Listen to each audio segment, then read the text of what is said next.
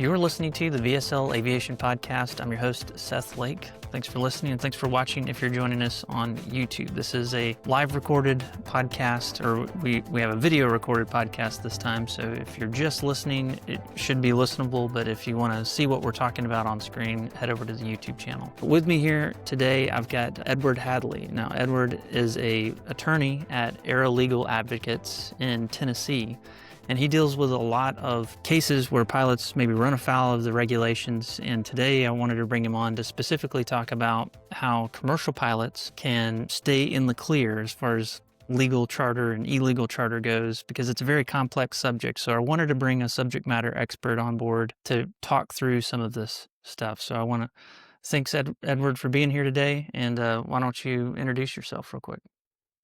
Absolutely. Thanks, Seth. I started my practice in 1996 here in Nashville, Tennessee. I began as a litigator in complex litigation, primarily medical malpractice defense, and some corporate type work for some of my healthcare clients. But I was a pilot. I grew up as the son of a corporate pilot. We had airplanes. I'd always been around flying, and I started flying. And people that I interacted with at the airport began asking me aviation legal questions, and it was fun to do. It was a nice break away from the courtroom adversity. And over time, what was sort of a side hustle distraction began to take over my practice. And in the last 5 years, I've added 3 lawyer pilots who work with me, and we are almost 100% aviation legal practice now. So we do everything from buy-sell transactions, tax planning, and creating ownership and operational structures that are compliant with FAA regulations, to defending airmen and operators in actions brought by the FAA, to litigation between buyers and sellers, owners and shops, and other aircraft operators. We're pretty much all things aviation, and it's a great world to practice in.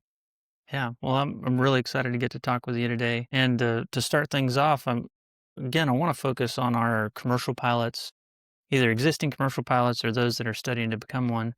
We've all heard stories probably of pilots that have run afoul of the FAA. Maybe you land and get a ramp inspection and the FAA discovers that there's something worth investigating there. Could you talk us real quick, from the legal aspect of from when that investigation starts to like how a violation actually happens for a pilot? You bet. We've all heard on the radio and hoped we were not the recipient of it, but the instruction over the radio to take down a number and call the tower after you land. And so unfortunately, a lot of violations begin as that, or it might begin as a ramp check when you land at an airport or prepare to take off.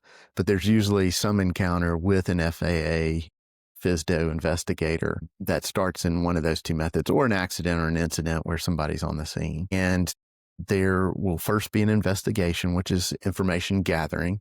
It usually involves conversation with some kind of representative from the FAA or the NTSB. They're taking down what you say, gathering documents, talking to witnesses, making phone calls to people. And that's the time at which to get a lawyer involved. If you talk and once you've gone on record, I cannot unring that bell. And how you tell the truth is as important as telling the truth. And usually if there's been any kind of accident or incident or any kind of high stress situation, your mind's racing 100 directions at once, and it's not the best time to try to give a coherent, accurate description of what may have happened. So I advise people to tell the investigator, hey, I'm happy to talk to you, but let me get some things settled and get things secured, and then give me your name and number, and I'll be happy to call you back. And then call me or some aviation lawyer and who's is a pilot, because most things you need to be a pilot to know what questions to ask. Was the prop feathered? Was it not? Did you have 3 greens? What was your approach speed? Were you hot and high? Those kind of things non-pilot lawyers do not know how to ask. So once the investigation goes on, the FAA can take 2 directions. One is a compliance philosophy, and you would get a pilot bill of rights. And if they do the compliance philosophy, they usually want to have a 709 check ride. They will pick certain aspects of flying. It might be some ground, might be some in the airplane, and they want to fly with you and say, okay, you just had a bad day. You're doing a good job. You fixed whatever your deficiency, your weak area was. you're good to go. And the other route is legal. So you've got compliance philosophy or legal enforcement. If they go legal enforcement, what you will get is something called a notice of proposed certificate action. It comes in the mail, and that's why it's important to have your address correct on your license. Also, if you're out flying and gone for weeks at a time, it's good to have that mail go to somewhere where somebody is to receive it. But if you don't have that, then just be sure and don't ignore notices. You'll get a notice of proposed charges. It has the Bill of Rights. There are a number of things you can do, but one thing is do not delay. Get a lawyer involved. Rarely are you going to just explain it away if you call the FAA lawyer and explain it to him. That almost never works. There's a procedure for an informal conference that you can use, but again, it's good to have legal advice there. So if the FAA goes forward with the notice of proposed certificate action, it is a lawsuit. It is a court case, but it is within a miniature court system that is inside the executive branch of government. And there's no jury. You have an administrative law judge who is both the finder of or determiner of legal issues as well as the finder of factual issues. And you will have a hearing or a mini type trial, usually done by Zoom, but it can be done in person in front of the administrative law judge. And then ultimately the administrative law judge renders an opinion. And then if you or the loser, whether it's the FAA or the airman or operator, can file an appeal. That appeal goes from the ALJ to the NTSB, and they sit as sort of your jury and decide to uphold the ALJ's decision, or maybe uphold it in part, but reverse other parts, or they decide to reverse the whole thing. And then whoever loses at that level, if they choose to, can take the matter into the United States District Court, which is also called federal court, and then prosecute the matter or defend it further up through the federal court system. So that's sort of an outline of the process from start to finish. Yeah, that's great. That's a great breakdown. And a couple of times in there, you mentioned, seek legal advice. So obviously, it'd be great to reach out to your firm. What are some other resources that pilots have for legal resources? Because I know a lot of young pilots probably don't have a attorney, on hand to answer these questions. So are there any other resources out there available? Absolutely. One of the best is the AOPA Legal Services Plan, and I am a panel attorney for the plan, but it is a very good price point. There are different levels at which you can join, but our rates are several $100s an hour for representation, and you could spend $1,200 a year for 5 years on this program and have one matter and make all that money back and then some. So they'll pay most of your legal fees for these types of enforcement proceedings, and they can get very expensive. When your livelihood is at stake, you don't want to monkey around. So you want to put on the best and strongest defense you can. You want to develop those defenses. You want to research them. You want to identify your witnesses, have them prepared, have them ready to testify. And all that just takes time, and lawyer time is expensive, unfortunately. And if you want to defend yourself and try to maintain your livelihood, it's going to cost money. So a plan like the AOPA Legal Services Plan is a great way to minimize or mitigate that cost. Yeah, I'm glad you brought that up because I think it's a great resource. I've had that for several years, and I just think it's worth every penny because you don't really know. It's kind of like medical insurance. You don't know when you're going to need it, but when you need it, you need it, and it's too late to get it at that point. That is true. Yeah, that's a good way of having legal insurance kind of as a pilot. Okay, so moving on from the basic structure of how a violation would work, we're going to kind of fine tune our discussion, and in the series that I've been talking about over the past few months is targeted at commercial pilots that are operating for hire. So they're doing some sort of commercial activity. And oftentimes a lot of pilots that are early on the industry, kind of the low time requirement jobs, the entry level jobs that are out there. A lot of times that's flying just pilot services. So providing pilot services in maybe a Beechcraft Bonanza or a Cirrus or a Beechcraft Baron. And so that's a case where you have a small business owner or a family that's just paying you to fly their airplane. And I've talked a lot about that and will continue to do so.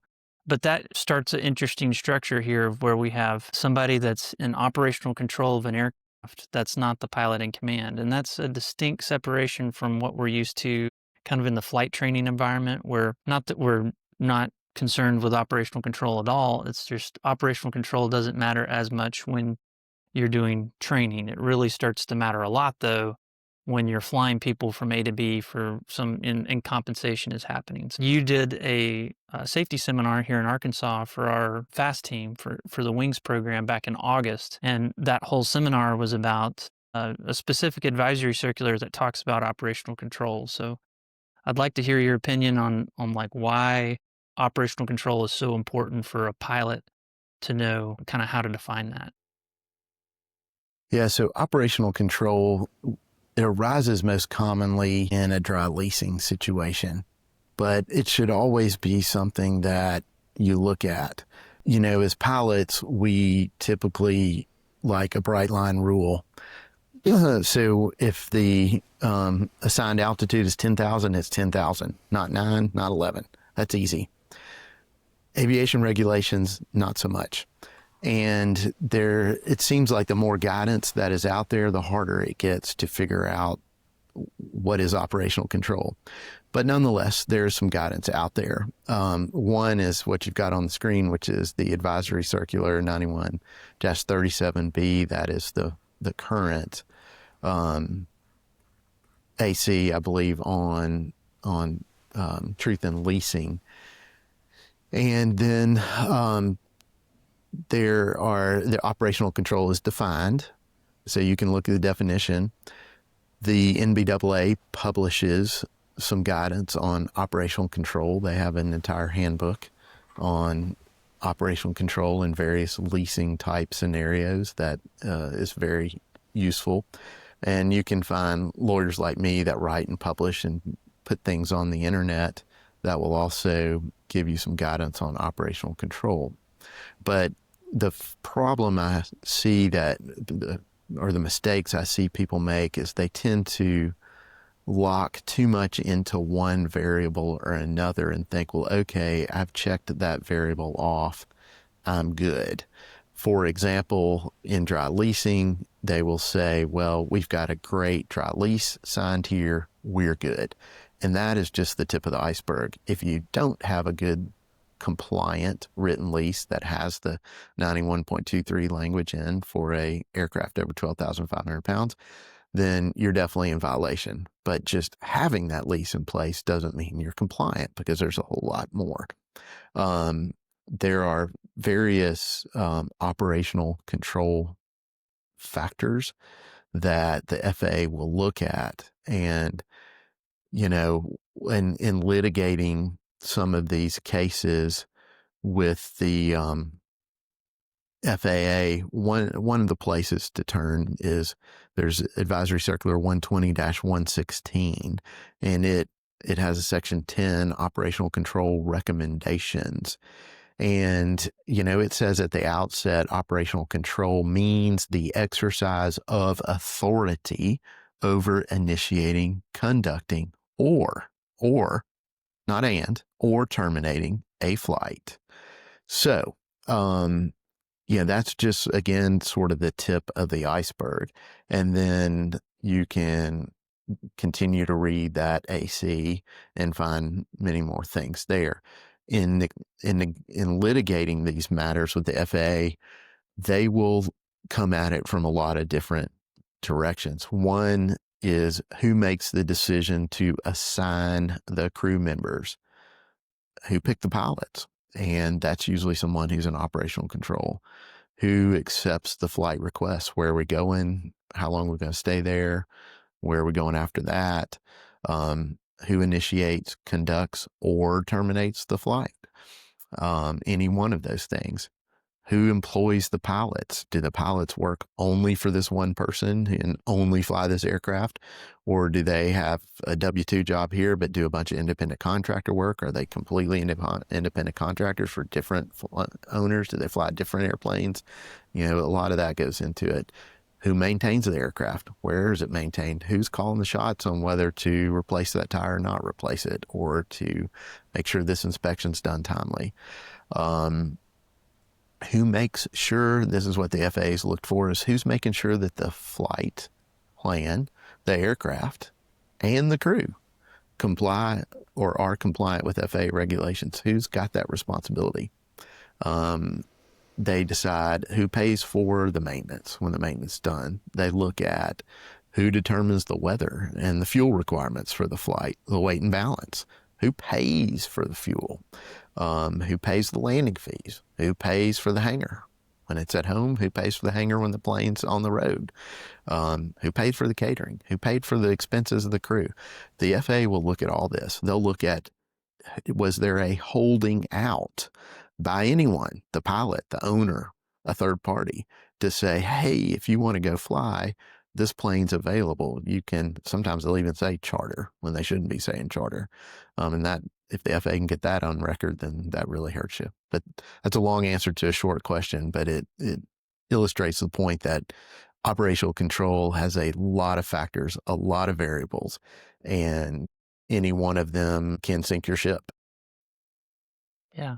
No, I mean, it is very complex, and there's so many things in there that we could probably do a whole show about. But one of those, again, kind of targeting this at commercial pilots, is if you look at those kind of 7 questions, and that's the advisory circular I bring up all the time, even though we're not always talking about dry lease operations, this might just be a wholly owned aircraft by a business owner, and they're hiring you to fly their airplane. They would still have to answer all of those questions to affirmative to verify that they're actually in operational control. But one of the things I think is interesting is a lot of the duties as pilot in command are enveloped by the duties of the person or entity that's in operational control. So, I think about it in terms of like a Venn diagram. The big circle is operational control, and then there's a smaller circle of pilot and command responsibilities that kind of sits within the operational control diagram. And sometimes those parties could be the same, right? The person that's in operational Correct. control could also be the pilot in command. And that would be kind of what I would call like an owner-operator type of flight. And you probably heard that term if you're a pilot, owner-operator. So that means they're both the owner, operator, and the pilot in command of that flight. Versus, let's say that they're not the owner, they're leasing that airplane, and so that's where a dry lease comes in. So you mentioned it. I just want to define it just in case somebody doesn't know. But dry lease refers to the presence of crew. So if crew are leased with the airplane, then that would be a wet lease. And correct me if I'm wrong, but in most cases, in Part 91 flying, in particular, wet leases are something that we just can't do under Part 91. Is that correct? With the exception of 91.501, there are some arrangements that are pretty tricky and usually not economically viable, but sometimes work, where someone can lease their airplane and provide the crew. And it's a time-sharing arrangement and aircraft interchange, which notably the regulation is silent on whether it's wet or dry. So it doesn't say you can't or can, but it's an interchange. And then there's a joint ownership arrangement structure that also allows for a wet lease. But absent those and a few other exceptions in 91.501K, most of the time, if you provide a crew and an aircraft, it is a 135 flight. And if you do not have a 135 certificate, you are in violation. Yeah. And I'd like to bring up, and again, kind of get your opinion on this, but to me, the context of this really matters. Let's say you're working as a commercial pilot for an owner who is in operational control of an airplane, and they lease their plane out to one of their friends. Let's say they have a friend that has a plane that's very similar, and their plane went down for maintenance. And so they say, hey, you can use my airplane, but by the way, Seth is the only one on the insurance, so you have to use him as a pilot. So that's where, if you're a W-2 employee of the person that's leasing that airplane out, then the perception that that's a wet lease could be there, even if you're being paid separately potentially. Like that could even get caught up on how you're being paid. Is that a good way of thinking about it? Absolutely. The FAA would call that an illegal charter. Yeah. But if you have an interchange agreement, where and it works well when you have two people that have same or similar aircraft, and they don't have to be identical, but you can swap under an interchange agreement, crew and aircraft for crew and aircraft. And that does work. I've had some arrangements where one guy had a Lear and his Lear pilots, another guy had a King Air. And so if they were doing a short trip, whoever used the King Air. If they needed to go fast and far, they used the Lear. And they, provided crew and airplane each owner did to the other, but they did it under the interchange agreement, and it's regulatory compliant to do so. Right.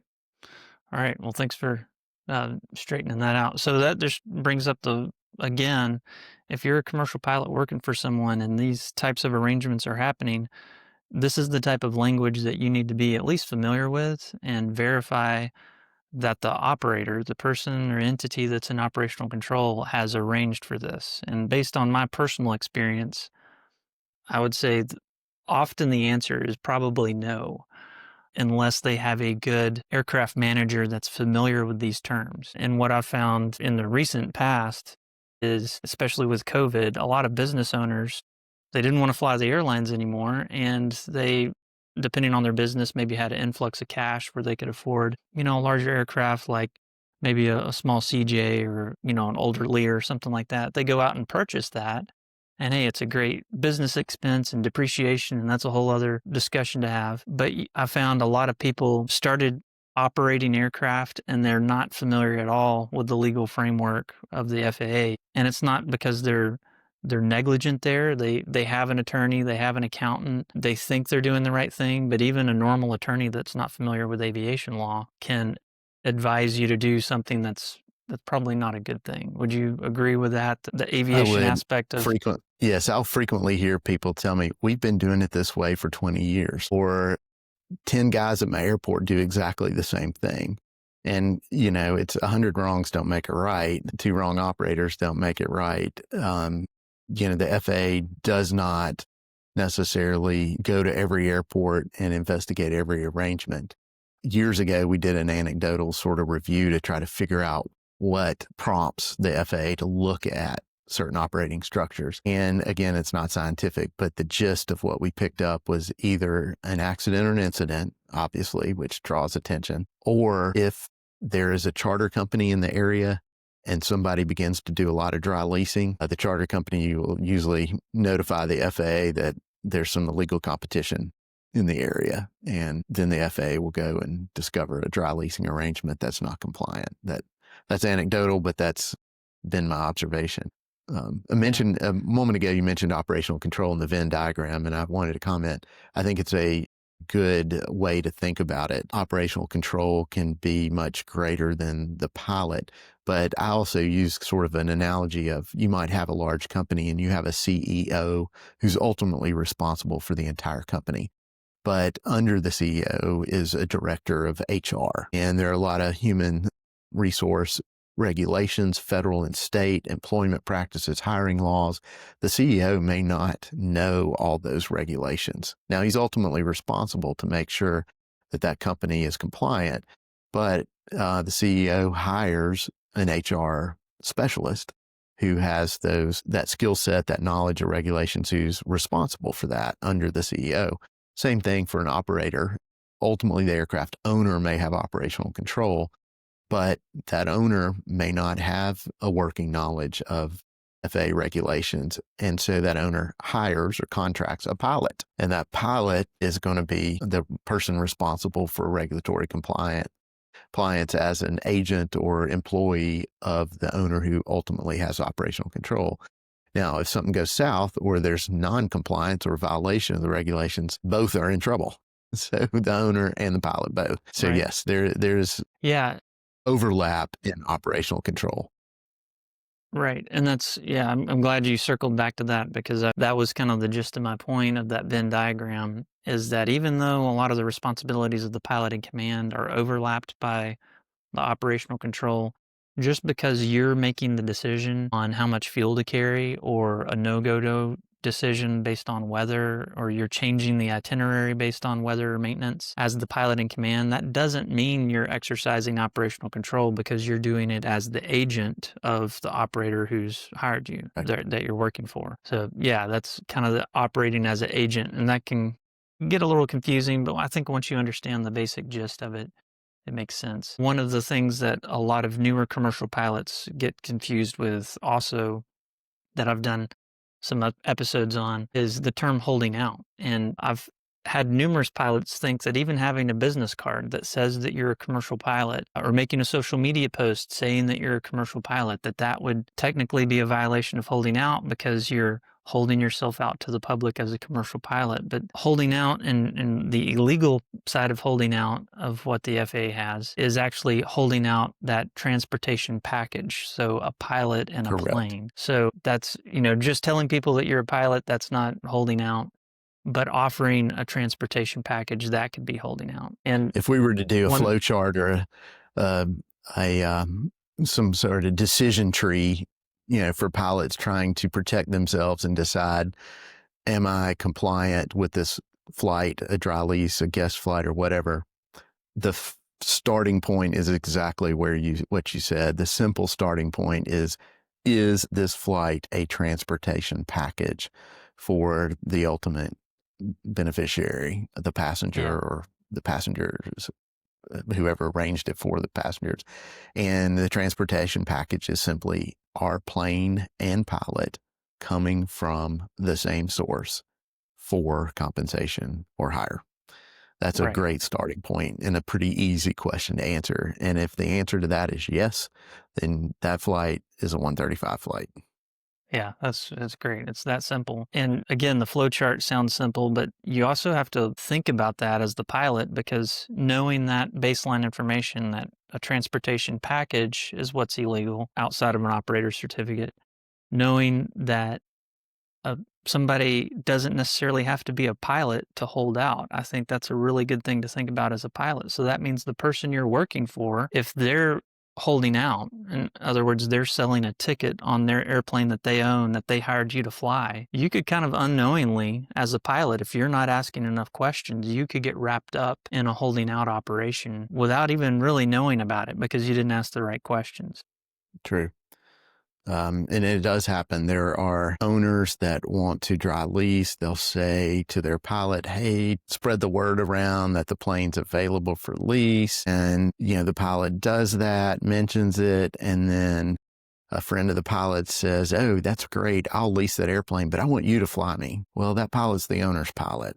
And so now you've had the pilot who is affiliated with the owner, or W-2 employee the owner. He's announced to this customer, dry lessee customer, the availability of the plane, and now he's going to be the pilot for the customer. That's a package.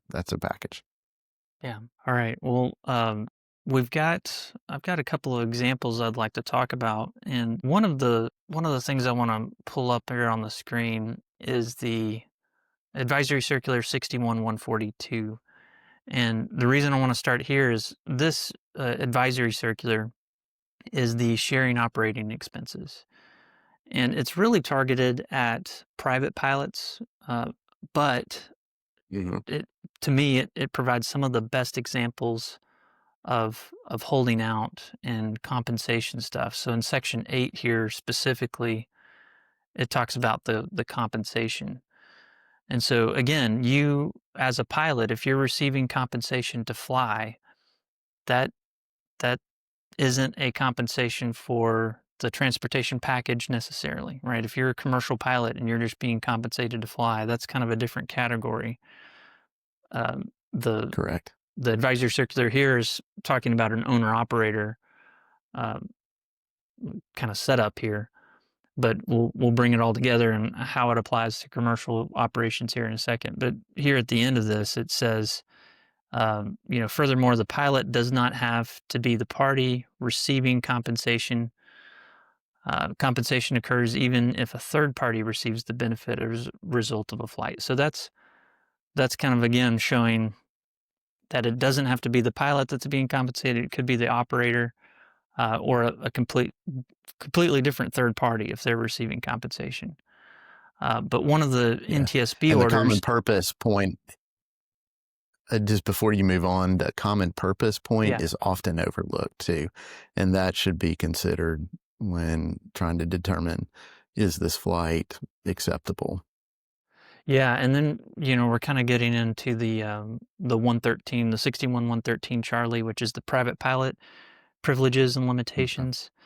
And that is really big frustration of mine as an examiner when I'm giving a check ride to a private pilot is common purpose isn't even discussed in 61-113. It's only discussed in advisory circulars and legal interpretations. So Yeah. you really, if you're not familiar with 61-142 at any pilot level, needs to be familiar with this, because even if, like myself, I'm an ATP rated pilot, if I go out and fly outside of the certificate holder that I work for and fly my own personal airplane, then I'm not exercising my ATP. I'm exercising a private pilot.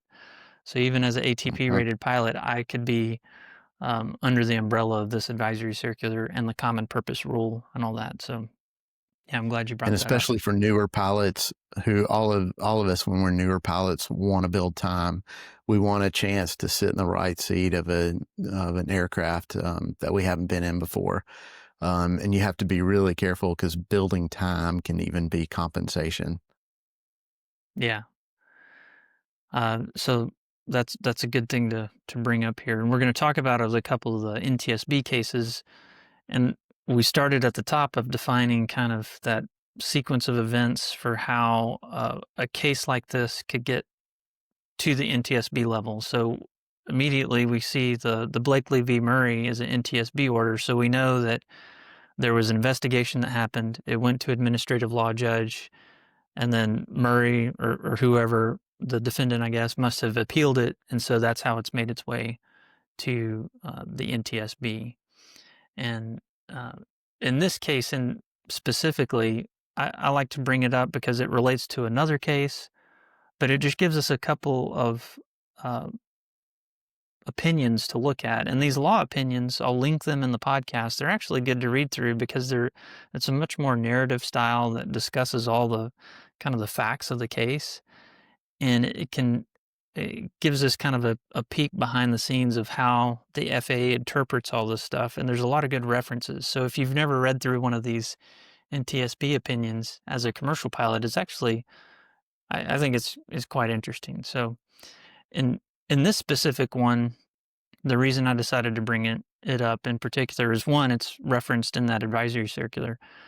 But two, it shows a case where a pilot is flying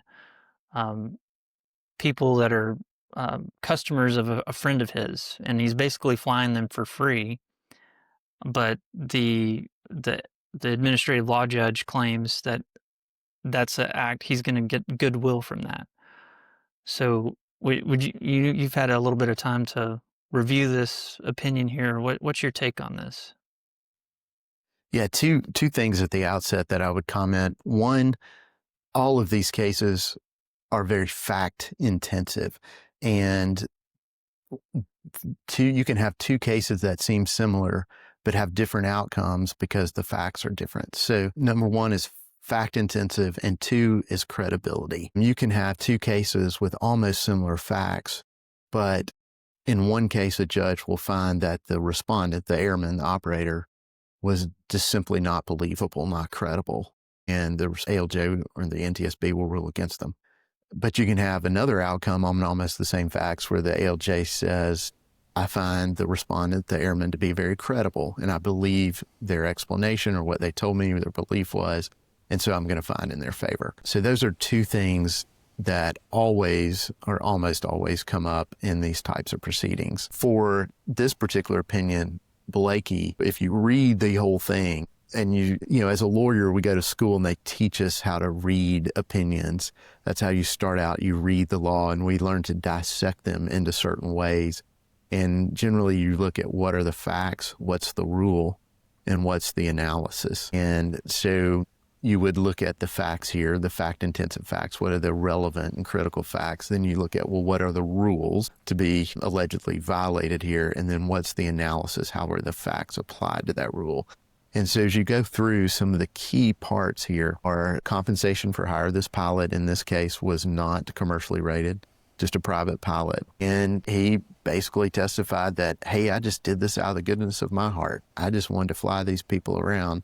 And it cost me $1,100 worth of fuel or airplane usage or whatever. And I just did it because I'm a great guy and I absolutely expected nothing in return.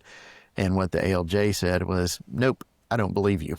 And I think you did expect something in return from your friend that you helped out.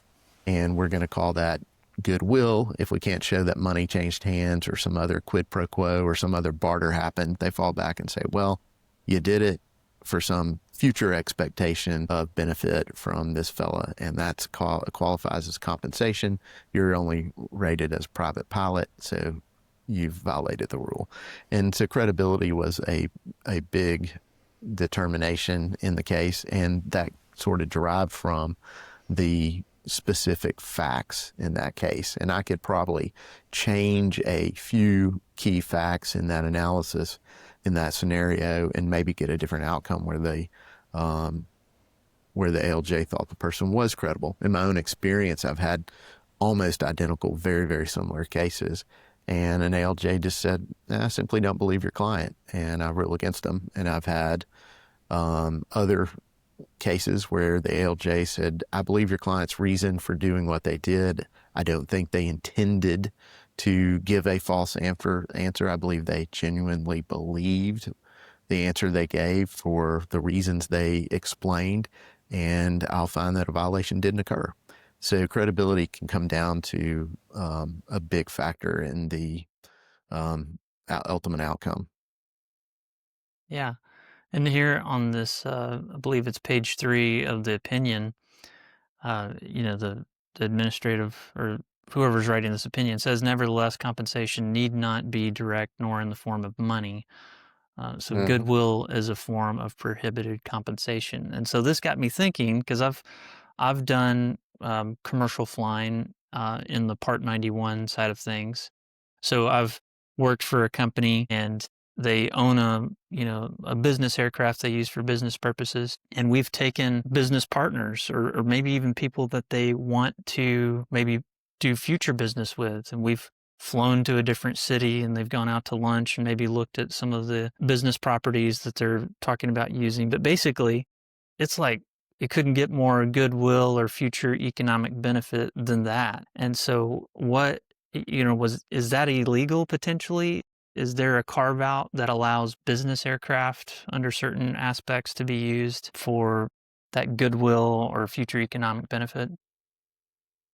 Yes, because most business aircraft are used exactly for that purpose. You want to help a client out or a prospective client out. You might take them for entertainment to go see a football game. You might take them to see your plant and your operations, how you manufacture, all with the end goal of getting their business. But that's permitted. Subpart F, it's 91.501, has a number of exceptions. Now, at the outset, most people don't pay attention to the fact that 91.501 applies to large aircraft. So that's over and multi-engine turbojet. So even if you had like an M2 that's under 12,500, it's a multi-engine turboprop or turbojet. So you have that. Now, if you have a Cirrus jet, it's not a multi-engine, so it wouldn't count. But there is the NBAA exemption, which would extend these regulations or some of these regulations. I think it's 501B. We looked at it 1 through 7 and 9, I think, are extended to aircraft under 12,000 or extended aircraft that are 12,500 pounds max gross takeoff weight or less. And if you want to take advantage of the NBAA exemption for that, then you have to jump through a couple of hoops. It's a good idea to lay eyes on the exemption, check all the boxes, and make sure you're compliant if you want to use the smaller aircraft in any of these regulatory exceptions that are under 91.501.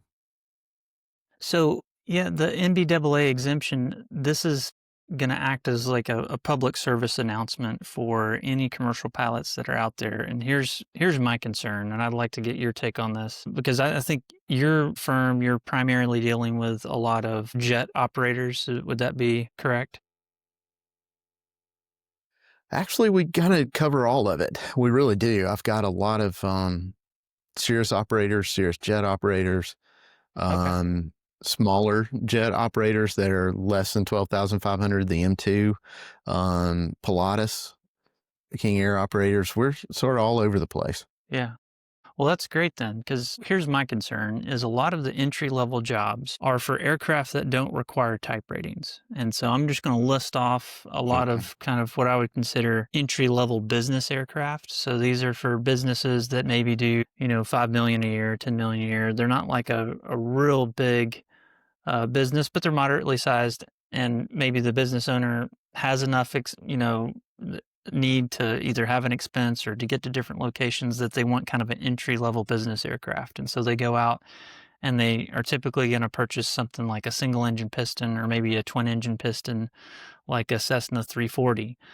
There's the Cessna Uh-huh. 414, the 421, maybe less common or like the Cheyennes, Chieftains, Navajos. Right. Those are all kind of examples of what I would consider entry-level aircraft that a young commercial pilot with maybe 400 or 500 hours, they might get the opportunity to fly right seat. And the nice thing from a pilot standpoint is since none of those aircraft require a type rating, as long as I have my multi-engine rating, I can sit right seat. And even though I might just be doing SIC duties, as long as I'm sole manipulator of the controls, that's loggable multi-engine hours. That's going to help me get that airline job later on, or maybe the better corporate job, But a lot of these aircraft are flown by who I would consider to be less experienced pilots. And so the operators, these are also entry-level operated aircraft, so operated by aircraft that maybe don't, or by individuals that don't have a lot of experience with aircraft. They don't really know the ins and outs of business aircraft. They just know, hey, that guy over there has a jet. He does this type of trip all the time. So I'm going to do it in my smaller plane and there's no issue. But there's this added step that I didn't even know about until a couple of years ago. So I know that there's a lot of young commercial pilots that may not know that. And that is the National Business Aviation Association, the NBAA, has this exemption. And my thought is that there's probably a lot of operators who are flying their aircraft, their small aircraft, less than 12.5, not a turbojet. They're flying as if they were under the exemption, but they don't actually have that exemption. Would you agree with that assessment there? I would. It takes, you don't just decide, oh, we fit, and so we'll just do it. You have to take some affirmative steps to avail yourself of the exemption to be compliant. One is membership in the NBAA, because I had a client tell me one time, oh, we're doing it. We're following the exemption. And I was like, I didn't know you were an NBAA member. Well, I'm not, but we're following the exemption. Well, the first checkbox is join the NBAA. And they had not done that. They did a good job on the other compliance, but not that part. Yeah.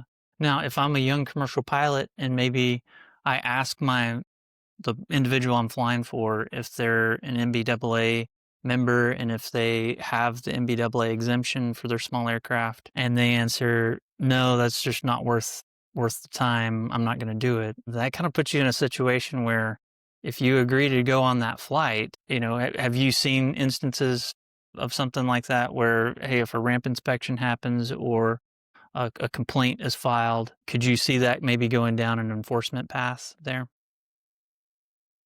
Probably, but my own sort of anecdotal observation is that usually an isolated, good-hearted violation like that, where you're making an effort, but you missed a step or two, and you're not just abusing or trying to take advantage and skirt a regulation, usually that will go the compliance route. And a FSDO representative will sit down with you and say, okay, if you want to do this, you're close, but you need to check these other two boxes and do it right. And they'll work with you, help you get that done. Or they'll say, hey, go get with a consultant or a lawyer, get this straightened out, send me some paperwork when you're done, and we'll call it a day. If you, again, all the enforcement opinions like the two you've referenced, you'll see that they're very fact intensive. And usually if you read between the lines, or if you were to get the complete investigative file, a lot of times you'll find that the respondent, the airman or the operator who's in trouble, has a lot going on that's raised the attention of the FSDO in their area. And it may boil down to a handful of violations that actually got prosecuted, which was sort of like the Blakely case. That was a sort of a focused violation. But if you look at the other matter we talked about with the Wallace matter, that one had a lot going on. And you could tell from reading the factual summary that those particular operators had violated a lot of regulations, and that's clearly why that went legal. If it was just one or two missteps, I think most FSDOs, of course, they have discretion, but most FSDOs will exercise that discretion to help you get back in compliance or give you a chance. It's the deliberate corner cutters, the grossly incompetent, the mavericks who don't care what the regulations are and are going to skirt them anyway. Those are going to typically be the target of an FAA enforcement proceeding. Yeah. So if, back to our example of, I'm a young commercial pilot. I discover that maybe the person I'm working for isn't in compliance with this. Do you think it would be good to say, hey, here's what could happen? We could be in legal trouble if this happens. Here's a law firm that you should probably consult about how to legally structure your company, because even if the FAA, for the most part, it's like, hey, you meant well, you didn't, willfully disregard some of the stuff, or it wasn't like gross negligence or anything. Even then, I could still see maybe a charter company that's trying to do things legally and you're trying to skirt around the rules. They make a complaint and now you're looking at fines. So I think even then it could be worth a call to, a firm like yours for an operator to say, hey, I want to operate within the rules. I want to avoid any fines, any legal action, and joining the NBAA. That happens often. Yeah. From the pilot perspective, if we go back to the opinions that we were just talking about, it's kind of like the old Watergate questions. What did the pilot know and when did he or she know it? And once the pilot has knowledge of facts that suggest, hey, this might not be regulatorily compliant, then you can't stick your head in the sand as a pilot. If you have knowledge and you're not doing anything about it and you continue to operate, then the FAA can use that against you. On the other hand, the pilot brings it to the attention of the operator, and this happens often. We'll get a call from the pilot. The pilot was at a conference or talking to another pilot or read something in an email blast or a magazine about some kind of violation, and the pilot will go, God, that sounds just like what we're doing. Maybe we're not compliant. And then the pilot brings it to the owner, and then the owner says, well, go find out. And then they hire me, and we take a look at their situation. And often we'll find either a practice or a method or some procedure they're doing that is not compliant, or the lease won't be compliant. And we can usually say, okay, here's what you have to stop doing. Here's what you have to do differently, and work it out. And then we've got them in compliance. And of course, if the FAA disagrees, then the operator and the pilot say, well, we hired an aviation lawyer and we followed their advice. So that does go a long way to that credibility determination, where a lot of regulations have an intentional component, not all, but a lot have an intentional component. And if the operator and or the pilot say, we did everything we knew to do, talk to a lawyer, and we believe we were compliant, we made these changes, an ALJ may find them credible and say you didn't intentionally violate this regulation, and we'll let you off. Now, some violations are just violations without intent, but a lot of credibility and intent are a piece of them. So that is a good idea. It does happen a lot in our practice. And usually the cost of doing that kind of review and inquiry and consultation is a fraction of what the cost is to try to defend that case later. So it's good preventive investment. Yeah. And I think the same thing I think a business owner, an operator, somebody that has invested, potentially millions of dollars in an aircraft, a little bit of prevention. If I have to pay an attorney a few $1,000s to make sure everything is copacetic, that's a good form of insurance, and that pays off in the long run. So the answer that Sure. I see a lot is on social media, and it's kind of from pilots to other pilots is, oh, you better call the FSDO and ask if this is legal. And in my experience, one, the FSDO is very busy. So getting an answer out of the FSDO can sometimes be rather difficult. And so I think what's better is if you're working with an operator, to have, basically an attorney like yourself, law firm, something along those lines, either on some sort of retainer where you can send an email and get a question through an expert like yourself. I think that's a little bit more helpful than starting with the FSDO. Now, feel free to start there and see what kind of Yeah. answers that you get. But in my experience, sometimes that can take a while. So. I'm not the biggest advocate of just calling the FSDO for advice. One, they may not tell you. They may say, that's not our job. You go hire somebody else. And two, they may just be too busy to really give you full attention because they have a lot of other responsibilities. Three, you can get bad advice. And I had that come up. And legally, because this person at the FSDO said I could, legally, that is not a defense. They could be just flat out wrong. Now, practically, it is a mitigating factor because the airman, the operator, sought advice, got advice, and followed it. So there's an intent there to try to do the right thing, but the advice they got was wrong. And often what will happen too is that person from the FSDO who gave the bad advice will take a deposition and they'll say, well, wait a minute, they didn't tell me facts, 6, 7, and 8. They only told me facts 1, 2, 3, 4, and 5. So if I had known facts 6, 7, and 8, then I would have given them different advice. So the relying on the FSDO just has its own inherent problems that keep that from being the best option. Yeah. Now, we were talking about you mentioned 2 opinions that we looked at. I think on the kind of the pre-show, we were talking about the second opinion.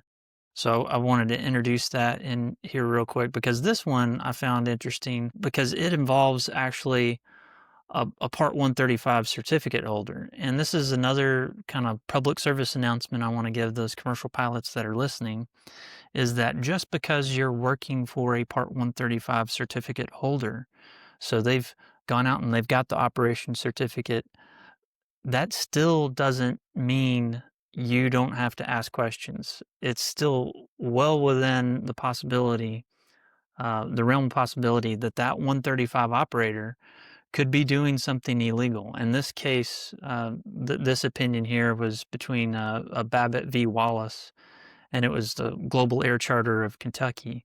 So this was a Part 135 that actually, this opinion is pretty juicy. There's a lot of things that they did that were incorrect. So would you care It's an to, amazing read, no doubt. would you care to talk about this just for a second? Sure. If you're a pilot and you become aware of the fact that your employer, a 135 operator, is falsifying records, you need to terminate that employment and move on, because it's never going to end well. And it's that the conscience, that small, quiet voice in your head. If you're hearing that voice, you need to move on. And as a side note, there is a whistleblower statute that applies. And I've actually represented a whistleblower in a 135 scenario. And there are protections for the whistleblower from retaliatory conduct. There are other remedies available to a whistleblower. So in a situation like this, you can take advantage of that protection. And it's a tough spot to be in. But in this particular opinion, there were numerous violations. And as I mentioned before, you kind of look at the facts, what are the applicable rules or laws, and then what's the analysis. And so as lawyers, and I think as pilots, you want to sort of try to drill down from the amusing story and say, well, what can I extract from this tale that could be good guidance for me? And some of the things that kind of fall in that category with this opinion are, again, credibility of the folks here. And if you look, a lot of these people in charge of the 135 were just caught in a lie, just flat out caught falsifying information. One pilot was represented as being the second command when he wasn't even on the airplane. And if you're that pilot and they were to prove that you had knowledge of the fact that they were putting your name down to make a flight look compliant on paper when you weren't really on the airplane, if the court were to find that you knew that, you're probably going to get sanctioned or lose your license as well. So it's one of those things, once you as a pilot become aware of impropriety, you probably need to get out, you probably need to report it, and maybe even need to go to the level of a whistleblower. Yeah. So credibility is important there. Yeah, I'd actually like to talk about that. I think a lot of young pilots, maybe this is their first commercial job, they're aware of, and if you didn't know this, you need to be aware of it. There's a system called PRIA, and I forget what PRIA stands for, but essentially, Yes. as a pilot, you have to report any employer that you've worked for. And when you get hired by a new employer, specifically an air carrier, like a Part 121 operator, they're going to send you a PRIA form. And on that PRIA form, you have to list all the employers that you've worked for. And then that employer reaches back out to them and asks some basic questions on the nature of your employment and end of employment, basically. So I think a lot of new commercial pilots, if they get involved in something like this, where they believe the operator they're working for is acting unethically, they feel a little bit trapped, or might feel a little bit trapped by these PRIA laws, thinking, man, if I report them to the FSDO like I think needs to be done, they're going to, say derogatory things about me to my future employer. Maybe I won't get hired at that airline in 5 years or whatever. So talk maybe just a little bit about those whistleblower laws when it comes to and their effect on PRIA. Sure. Yeah. PRIA was the Pilot Records Improvement Act of 1996. And so, if you think back, those of us who were alive and old enough in the mid 90s, the internet was relatively new. Shared databases were becoming a thing. And prior to that time, there was no, a bad pilot would just job hop and kind of move away from city or area and get a fresh start when that pilot really had some maybe character flaws or poor skills or something like that. And they just leave off their past employer. And so the act was really designed to create a clearinghouse or a database of information so that bad or undesirable pilots couldn't just jump to another area of the country, start flying corporate, and then escape scrutiny. Of course, all good intentioned things kind of can be misused. For some pilots, they're afraid because of PRIA to be a troublemaker or rock the boat or question the maintenance of their employer because they're going to get labeled a troublemaker or not a team player, and they move to another employer and they're afraid that's going to follow them. And that is a real aspect that it exists and something you have to consider and think about as a pilot in the system. Most 135 operators do have internal procedures. They don't necessarily tell folks about them, but there is a procedure for reporting maintenance items. You should always follow that procedure. And if something rises to the level of the kind of stuff that we see in the Wallace opinion, where it's falsification, then that's definitely whistleblower worthy. But there's sort of a spectrum of issues that can arise. There are matters of opinion. That tire looks a little too worn to me. But the maintenance guy says, no, I've measured the tread depth. It meets with our op specs or our maintenance specs or the tire manufacturer's recommendations. Well, okay, your opinion as the pilot that it looks a little worn isn't going to trump the spec and the depth gauge check or whatever inspection. So you do have to use good judgment. But if there's an absolute violation, you're flying the plane without the minimum required equipment. Okay, that's a violation of the op spec, and that needs to be reported. That's solid. So you do have to use good judgment as the pilot of what hill should be died on. Where do you really want to draw the line? And if it comes to the level of being a whistleblower and you take advantage of that statute, then you do get protections of retaliation. So if you are perfectly in the right, your concerns are legitimate and objectively verified and you get treated unfairly, then the whistleblower statutes can protect you. Is it easy? No. There may be some hardship in that process, or might be a little hard for you to figure out if former employer is actually saying false things about you. But there are some protections available to pilots in that situation. But do exhaust the remedies, exhaust the procedures in the operators' guidebooks and their own op specs and their maintenance manuals. Use those procedures, follow those procedures, document what you do, document what you've seen, and use good judgment.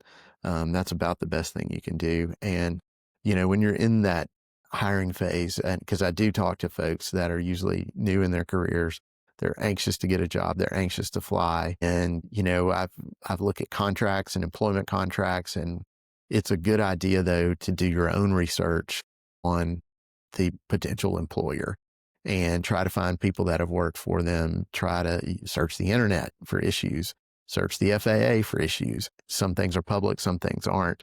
But if you start to see things that give you a bad smell, then as hard as it may be to just pass that opportunity along and look for another one, that's sometimes the best decision to make, because you can spare yourself getting into a worse situation of getting told, fly that airplane or you're fired. And that's a hard spot to be in. Yeah, no, that's all great advice. I really appreciate you joining us today. I think you brought up some really helpful insights from the legal aspect. And hopefully, at the very least, if you're listening or watching this inspires you to maybe think about the legal ramifications of the profession that we've chosen as aviators. Is a lot more, there's a lot more legal structure than just your run-of-the-mill job. There's a lot of things that you need to be aware of as the pilot in command, because at the end of the day, you're the one sitting up front with the certificate that the FAA can take action on. So even if you're not directly responsible for those decisions that have been made, you've inherently signed off on those decisions that were made by flying the airplane. So you're in this kind of precarious situation legally. And so I would highly recommend the AOPA legal services, maybe talking with a law firm such as the one that Edward has, the AeroLegal and Associates. Those are all great resources to have as a pilot. So any parting thoughts from you, Edward? No, just use your resources. The AOPA is a great resource. They have lawyers in-house. They have the legal panel council. There are a lot of good lawyers in a lot of cities. A lot of us are pilots, so we fly in the system. A lot of us are airplane owners, so we've seen that side of it in our own experience as well as advising others. It's for me, it's been a great career because I've kind of merged what I enjoy doing with what pays the bills. So it's been a fun practice, and often I'll talk on the phone 30 minutes, an hour with somebody, give them some advice, and I don't charge them. And maybe not everybody's as kind as I am, but I enjoy the conversation. I learn from what's going on out in the world by people that call me, and then I can share a little advice. And then later, when they have something more serious or where they really need to engage my services, we can do that at that time. But if you're feeling the nudge or the little voice in your head is saying, hey, maybe you ought to talk to somebody about this and see if it's really a legal issue or not, you should probably do that. And there's resources out there. Take advantage of them. Yeah. Yeah, so links to the AOPA legal services. This isn't an AOPA commercial, by the way. We're just bringing them up because they're useful. But I'll have links to AOPA, links to the NBAA, and links to the two opinions that we had that we discussed, and the advisory circulars, of course. So if you're listening to this, the NBAA is a great resource. Yeah, NBAA is a great resource as well. They 100%. publish a lot on all of these issues. They publish a lot of guidebooks, a lot of written advice. A lot of it's written by lawyers like me, and it's worth every bit of the membership fee to have access to that information. A lot of it's cited well, good authority. It takes you back to the regulations, to opinions, to advisory circulars. It's a good resource. Yeah, I found it really useful as well. So, well, thanks again, and maybe we'll do a podcast again in the future. So I appreciate it. Absolutely. Well, thank you for letting me be a part of this. Yeah.